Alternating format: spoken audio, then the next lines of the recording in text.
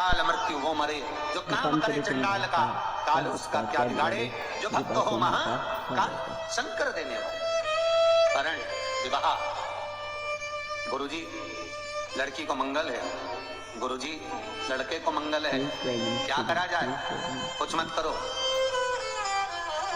प्रदोष के व्रतों में वर्णन किया गया है कि रवि का प्रदोष, भौम का प्रदोष, मंगल का प्रदोष, बुध का प्रदोष, गुरु का प्रदोष, शुक्र का प्रदोष, शनि का प्रदोष। जो प्रदोष पड़ते हैं पूरे महीनों में, पूरे वर्ष में, मंगल का प्रदोष निकाल कर रख लो कि मंगल का प्रदोष इस दिन पड़ रहा है, मंगल की त्रयोदशी तिथि पड़ रही है, प्रदोष व्रत मंगलवार का पड़ रहा है। और जिन लड़का लड़की को मंगल होते हैं, जिन कन्या और वर को मंगल होते हैं, केवल शंकर भगवान के मंदिर में जाकर चौमुखी दिया, 4 बत्ती का दिया आटे का, उसमें घी डालकर लड़की शंकर भगवान के मंदिर में मात्र 7 बार शंकर पे से उतार कर 3 बार मंदिर में रख देती है, उसका मंगल आड़े आता ही नहीं है और वो लड़की का विवाह मात्र 3 महीने के अंदर लड़के लड़की का विवाह पक्का हो जाता है। मंगल नहीं आता सामने। मंगल प्रदोष व्रत का इतना महत्व है महाराज। ये प्रदोष व्रत होता क्या है, प्रदोष व्रत का महत्व क्या है? शिव महापुराण की कथा कहती है शंकर भगवान का प्रदोष का व्रत, अर्थात चंद्रदेव को जो क्षय रोग हो गया, बीमार पड़ गए, शरीर गलकर नीचे गिरने लगा, तब देव ऋषि नारद ने भगवान चंद्र को शंकर भगवान के पूजन का विधान बताया और पूजन करते करते त्रयोदशी तिथि आ गई। जिस त्रयोदशी के दिन चंद्रदेव ने सुबह से शाम तक कुछ नहीं खाया। शाम के समय सूर्य अस्त के पहले चंद्रदेव ने स्नान किया, श्वेत वस्त्र धारण करे और श्वेत वस्त्र धारण कर कर चंद्रदेव शंकर के शिवलिंग की पूजन करने बैठ गए। शंकर भगवान के शिवलिंग की पूजन जब चंद्रदेव ने करी, हाथ में अक्षत लेकर चंद्रदेव ने शंकर को समर्पित करे, ओम उमापति नमः कहकर जब चंद्रदेव ने शिव को समर्पित करे, भगवान शंकर त्रयोदशी के दिन प्रदोष समय में, प्रदोष काल में प्रकट हो गए और प्रकट होकर बोले, हे चंद्र, तुमने आज मेरा अनुरोधन किया है, आज मेरा स्मरण किया है, जाओ आज त्रयोदशी के दिन प्रदोष काल में मैं तुम्हारे शरीर को स्वस्थ करता हूँ। तब से ये प्रदोष व्रत प्रारंभ हुआ है। दरवाजे पर चाहे उज्जैनी हो, विश्वनाथ की नगरी काशी हो, ओंकारेश्वर हो, सोमेश्वर हो, केदारेश्वर हो, नागेश्वर हो, त्र्यंबकेश्वर हो, परली बैद्यनाथ हो, बाबा धाम हो या कुबेरेश्वर धाम, शिव के दरवाजे पर व्यक्ति ऐसे जा ही नहीं सकता। शिव कहाँ का निवासी है? या तो कैलाश पर रहता, निपट गए तो।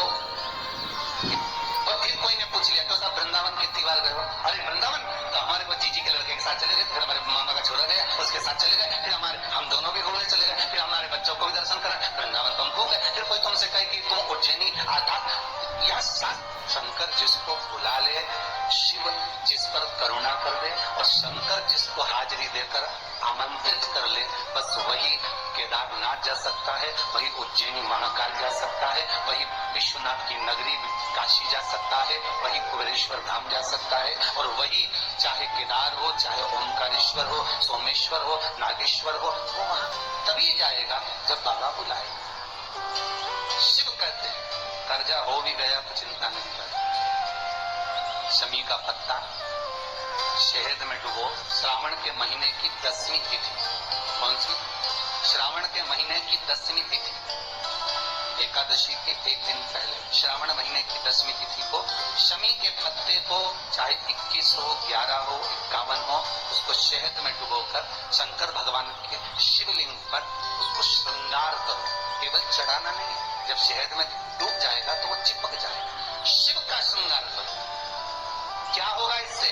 तो लिंग पुराण कहती है, नर्मदा पुराण कहती है, शंकर का जब हम शमी के पत्ते को शहद में डुबोकर श्रृंगार करते हैं, शंकर कहते हैं इसने मेरा श्रावण महीने में श्रृंगार करा है, तो क्यों ना मैं भी इसका धन का श्रृंगार कर इसको कर्ज से मुक्त कर दूं, तब कर्जा चुके, तब कर्जे से मुक्ति हो। ये केवल श्रावण के महीने में किया जाता है, इसके सिवा कोई महीने में नहीं कर सकता। और नहीं तो बाद में कहोगे कि हमको हर महीने, तो उस महीने में कर, केवल श्रावण की 10वीं, चाहे उजाले की कर लो चाहे अंधेरी की कर लो, एक ही बार करना है। तो 2 दसवीं पे भी नहीं करना, श्रावण महीने की 1 दसवीं पर अगर आपने इस 10वीं पे कर लिया तो अगली पे मत करना, अगली पे करा तो इसने नहीं करा तो कोई बात नहीं, एक पर करना, एक करें कि तुमसे मिलते भी रहें।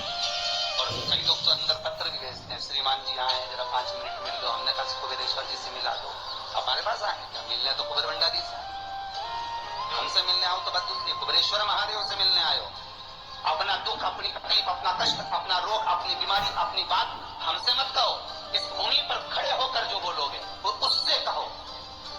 हमारे दुख तो वो काटता है, हम किसी के दुख काट सकते हैं क्या? नहीं, दुख वो काटेगा, तकलीफ वो मिटाएगा, कष्ट वो काटेगा, उससे कहो। भगवान का प्रसाद, प्रसाद उसी को दिखता है जिसके भीतर प्रभु विराजमान होता है, तो उसको प्रसाद दिखेगा, जिसके भीतर प्रभु नहीं उसको प्रसाद कहाँ दिखेगा। एक कितना सुंदर बात कही, एक पति पत्नी का जोड़ा गुरु जी की यहाँ कथा सुनने जाता था, खूब कथा में गया, खूब कथा में, गंगा जी के घाट पर गुरु जी रहते थे और गंगा जी के घाट पर वो कथा सुनने के लिए जाता, खूब कथा सुनते। उनका एक पुत्र था, एक बेटा,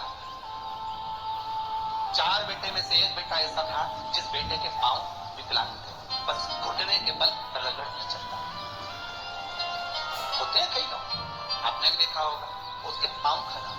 तो गुरु पूर्णिमा का दिन, जब निकलते उन्होंने कहा हम तो गुरु जी के आश्रम से जाएंगे नहीं, यहीं सेवा करेंगे, यहीं पर विराजमान होंगे। समय निकलता गया, गंगा जी के घाट पर गंगा दशहरे का उत्सव आया।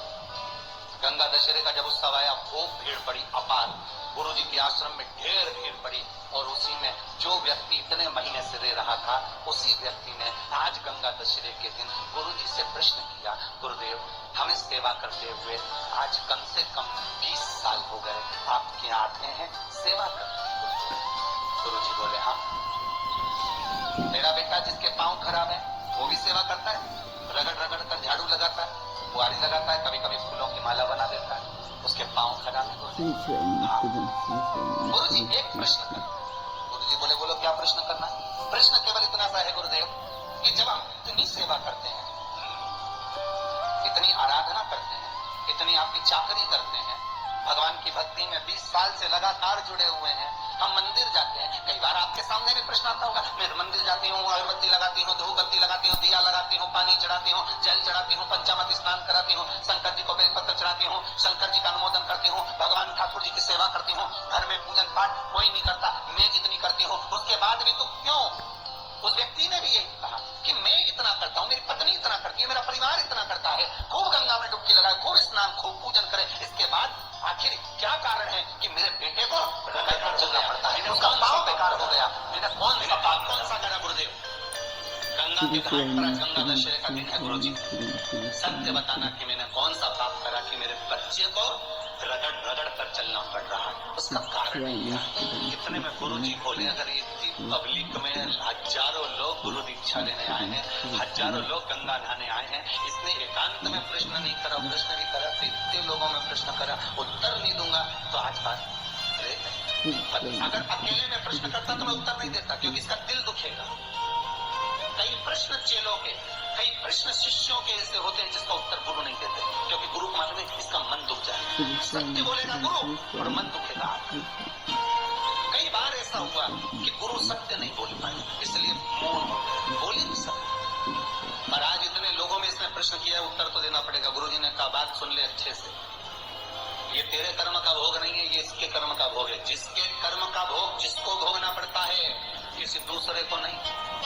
ये पूर्व समय में एक किसान का बेटा था, ये गांव में रहता था, किसान का बेटा था, बड़ा सुंदर था, बड़ा ज्ञानवान था, बड़ा विद्वान था, किसी चीज में कमी नहीं थी, बड़ा सुंदर, पूरा शरीर अच्छा दिया था भगवान ने। इसके पिताजी खेत में काम करते, माँ इसको रोटी का 2-4 रोटी बनाकर पिताजी के लिए देती, थोड़ा सा अचार रख देती, भोजन सब्जी रख देती, इसको दे देती, सिर पे रख के जाता, पिताजी को भोजन देता रहता। जी गुरु। फिर गुरु जी ने कहा, एक बार माँ ने रोटी बनाकर रखी, इसको दी, इसने ले जाकर खेत में रख दी, किसी मित्र से बात करने चला गया, पिताजी को बोलना भूल गया कि भोजन रखा है। फिर गुरुजी बोले, इतने में ये मित्र से मिलने गया, एक कुत्ता आया और उसने उस रोटी को खा लिया, बर्तन को चाटा, रोटी को पाया, रोटी को खाया, पूरी रोटी जब वो खा गया, इसको क्रोध आ गया। ये आया दौड़कर, एक लोहे की छड़ी पड़ी हुई थी, उस छड़ी से इसने कुत्ते के पांव में मारा। वो 2 पांव में कुत्ते के लगा और कुत्ते का पांव टूट गया। वो पूरा जब तक जिया रगड़ रगड़ कर चला, अपने पांव से मोहताज होकर 2 पांव से चलता रहा। 2 पांव रगड़ रगड़ कर अपनी जिंदगी को कोसता रहा। बस उसी रहा 2 पांव रगड़ रगड़ कर अपनी जिंदगी को कोसता रहा। बस उसी कुत्ते की बद्दुआ इसको लगी, उसको चोट दी थी, इसलिए जन्म के बाद इसको चोट दी। श्री शिवाय नमस्तुभ्यम। हर हर महादेव। आप सभी का मेरे चैनल पर स्वागत है। पूज्य प्रदीप मिश्रा जी ने आज कथा में बहुत अच्छी बात बताई है। पूज्य प्रदीप मिश्रा जी ने बताया है कि जो हमारे पूर्व जन्म के भोग हैं वो हमें इस जन्म में भोगने पड़ते हैं। कई लोग ऐसे हैं जो बहुत भक्ति भाव से प्रार्थना करते हैं और दान दक्षिणा भी करते हैं, लेकिन फिर भी उनकी ज़िंदगी में कठिनाइयाँ बनी रहती हैं। तो ये सभी हमारे कर्मों का ही फल होता है, क्योंकि बहुत से लोग तो कुछ भी नहीं करते फिर भी बहुत खुश रहते हैं, और कुछ लोग इतनी भगवान की भक्ति करते हैं और बहुत अच्छे दिल के होते हैं, वो फिर भी दुखी रहते हैं। अगर आपको पूज्य प्रदीप मिश्रा जी की कथा और उपाय अच्छे लगे तो प्लीज़ लाइक, कमेंट और शेयर जरूर करिएगा। श्री शिवाय नमस्तुभ्यम। हर हर महादेव।